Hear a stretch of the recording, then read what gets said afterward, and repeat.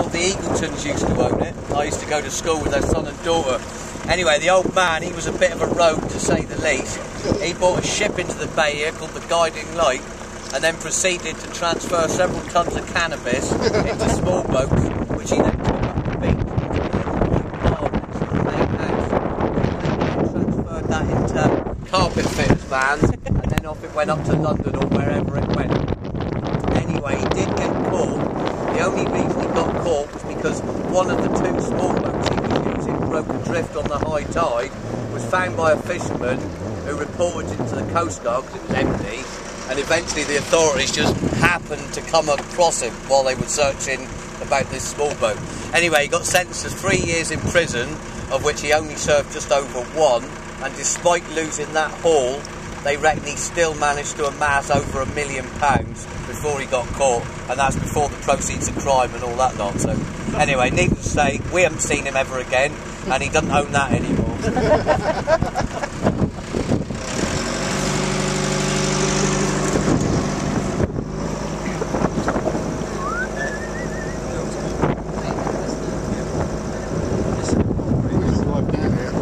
After Polperro. Anyway, moving swiftly on, in 1922 the French steam trawler, the Marguerite Beloit, 12 people on board, went straight up these rocks in thick fog. Everyone was rescued by the Loo lifeboat, which now happens to be in Polperro Museum. And what I'm going to show you is the ship boiler is still here. The rest of the ship was taken to pieces within a few days by the locals at the time.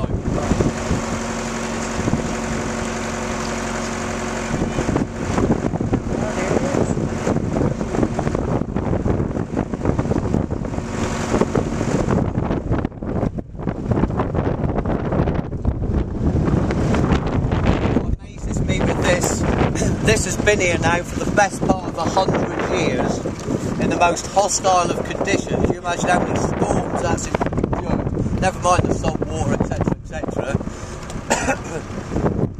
We reckon that'll still be there in another 100 years time. That's if the jib boats don't get it first for scrap. But it is really good steel. I mean, I can't believe it's still, well, it looks like it was washed up 5 years ago. Yeah, it was. You'll notice all around this place in particular is suffering from erosion. Even when I was a kid, this field behind us used to come out and cover all that purple rock where those people are there. And there was a pillbox left over from World War II in each corner of the field we used to play in, long since gone.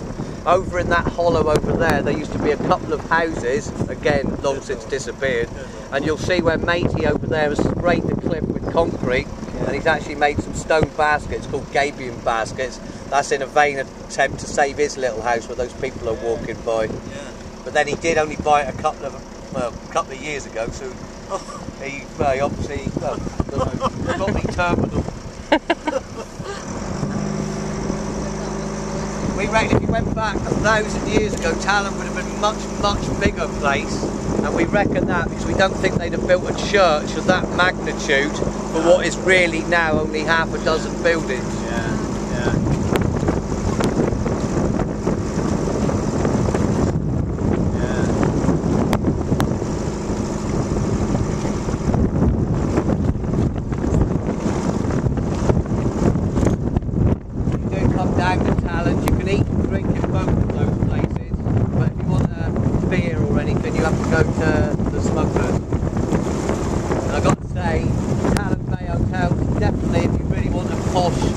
Dinner, really nice food up there. I'd recommend that. Better than anywhere in Polperro. I shouldn't say that really, but it really is top notch. And not that pricey really. It only gets pricey if you go to the second bottle of wine. Yeah. The bottle of wine is about 28 quid a bottle.